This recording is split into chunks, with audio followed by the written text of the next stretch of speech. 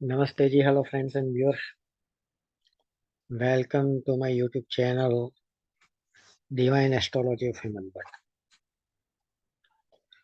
Today we are going to take a very interesting topic.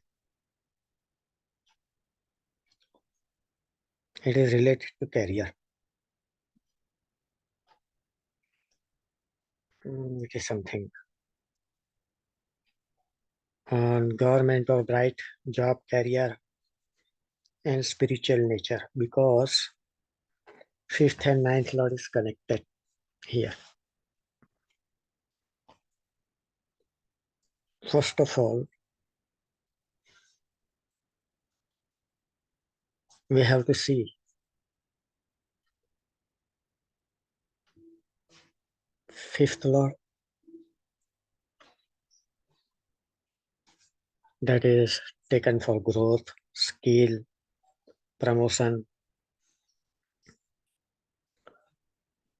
In many Nadi texts, especially Chandrakala Nadi, takes it as Rajyadip, ruler of Rajya, government. Basically, fifth house is Mantri, councillor. Ninth house is king, Raja. Okay. Fourth house is crown. Seventh house is public platform. But here, what is important is fifth lord, ninth lord of fortune, and tenth lord of karma, career. Posited together in one side, especially in Artha Trikona, 2610, or Natal Trine 159. Basically 59. Very important. This is first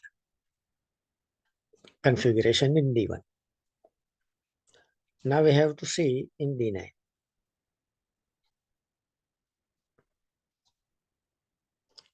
In D9, the Lord of fifth house, you can say Rajyadev, Lord of Sun, Lord of Mantri, posited in the ninth sign, which fall in trine to ascendant. Okay. So two conditions. First is 10th Lord, 5th Lord, 9th Lord in Artha Trikona sign or Natal Trine sign. 2, 6, 10, 1, 5, 9. 5, 9. And fifth Lord posited in 9 sign which fall in trine to ascend. Then the life of Jataka may engage in servitude of government, royal servitude, king servitude. It is government job or a bright career, you can say. And maybe in the service of God, especially we can say on a spiritual life, worshipping will be there. Some devotion to God may be seen. Because fifth house is also mantra siddhi. So spiritual aspect from there also you can see. So this is one. Now, second part is that ninth lord is king, Raja, Dharmaraj, fortune, prosperity, name, fame, whatever you may take as per the signification of ninth house. But here it is fortune and government, king, Raja, higher authority also you can take. So again, first condition, first stipulation is that ninth lord, fifth lord, and 10th lord together in one sign, especially in Artha Trikona, 2, 6, 10 house, or in Natal, 5, 1, 5, 9, especially 5, 9. And then the lord of the fortune, ninth lord, that is posited in D9 sign, which fall in trine to ascendant. Jataka may associate with the king, or he will get the king favor. Means he has a good relation with higher authority, or his career is very good, fortunate. So this is very important. This is the dictum. Now sometimes depositor's role is also important.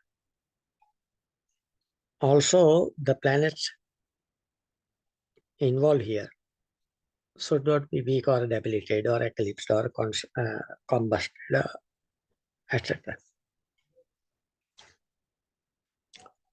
So neither it should be afflicted by malefic. So in these circumstances, Jataka may get government job or bright career he may have, and also he may get a spiritual nature because ninth house is dharma, fifth house is mantra siddhi. You can say many significations are there. So now let us try to understand it with two charts. First chart, there is no working or there is no career. Sometimes in a case of female, when female is not working, he has a good career or bright career we see in the chart, and it may be seen in husband's life or father's life, whoever she is dependent, whose chart is favoring. That is common. But here we say, so in the second chart, I am taking first second chart because it is positive. Okay. So the second chart is of a lady, Capricorn ascendant. So fifth lord and 10th lord is same. Venus posited in fifth house. Ninth lord of fortune is Mercury posited in fifth house. And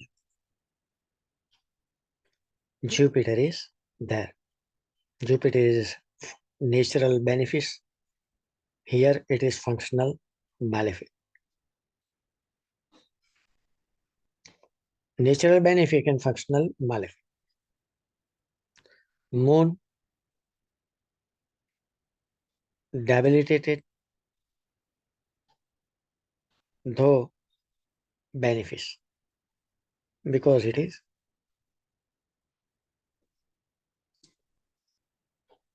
in a Shukla Paksh, strong, Pakshabali, and said is benefice. Mars is malefic. So here the lady is in government job and have a very good spiritual nature. Not very good or high, but we can say he has a good spiritual nature because she is doctor working in government hospitals. I think it is something in railway or civil hospital. And when she came to me, she wants his chart reading as per Brigu, and both in Sanskrit and English. So I gave him, she read it, came to me after all also for consultation.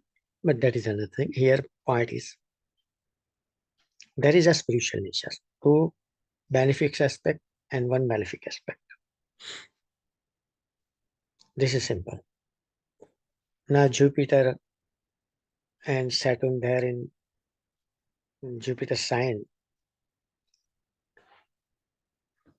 and Mars has Rahu influence. So there may be some ups, down or struggle or some, you say, imbalance, we can say, with higher authority. So frequent changes or frequent transfer may take place. So this is a first step. Now in Namas, we see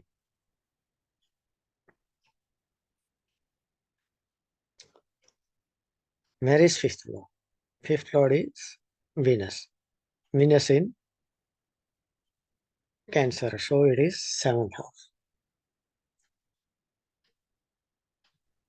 So basic condition is that it should be in trine to ascendant. But here it is not that. Now taking Mercury. Mercury is in Leo. So it is also not, it is a 8th house. But Mercury's depositor Sun is in ascendant sign Capricorn. So there it is. So here in this way, Jupiter is also in Capricorn, though debilitate, but ascendant sign. So as I said, sometimes depositor role you have also to consider. So there is a yoga of government job and spiritual nature. Now coming to the first chart. Here it is Virgo ascendant, 5th lord, 9th lord and 10th lord. Sun, Venus and Mercury. They are in 9th house. Natal, 9th house. Venus in ascendant sign. Okay. Virgo is ascendant and Venus is debilitated. That is another thing. But here we can say that ascendant. But it is debilitated. In first case, Jupiter is debilitated. Functional malefic. Functional malefic. Though benefic, Jupiter is natural. But here it becomes 12th and 3rd lord. So it is functional. Becomes functional malefic. Here, Venus is natural benefice and functional benefice also. Debilitated in ascendant sign in D9 with Saturn. The Saturn influence is there. Okay. Now, Saturn is also in this 5th lord. Saturn is also in Virgo sign. So it is also supportive. Now, here in D1,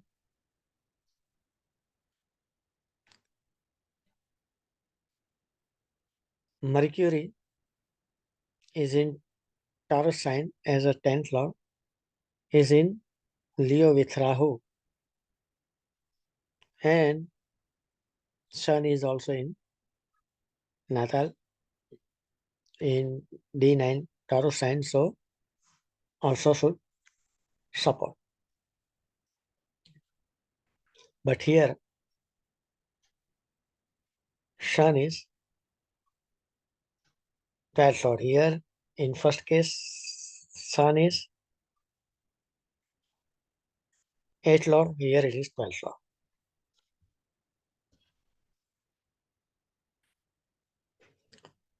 So here also, this combination is aspected by Jupiter. Benefics. Now, Mars is utmost malefic, natural malefic, and here functional malefic also, aspecting this combination. So here, the lady is not working since long, and also her husband is lacking some prosperity wealth.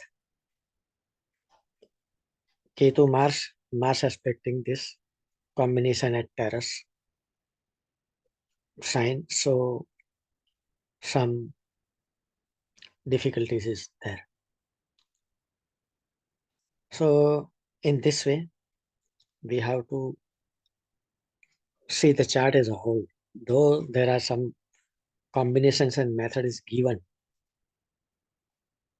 we have to see the chart as a whole. This is very important. Because while we are discerning practical charts, numerous combinations may come and we have to resolve it. And one more thing, postmortem is easy, but by doing postmortem only we can learn. By various configuration, when coming to the chart, coming for us, we have to derive some results. So postmortem is easy, but it is a good tool for learning. And while postmorteming, you will automatically start learning, and then you may apply to practical charts with prudence, intelligence, and your expertise. So this is a short video. Namaste ji. Thanks for watching. Please like my video and share my YouTube channel Divine Astrology of Hemanpat. Nirvignena Samambhavadu Kalyanamastu.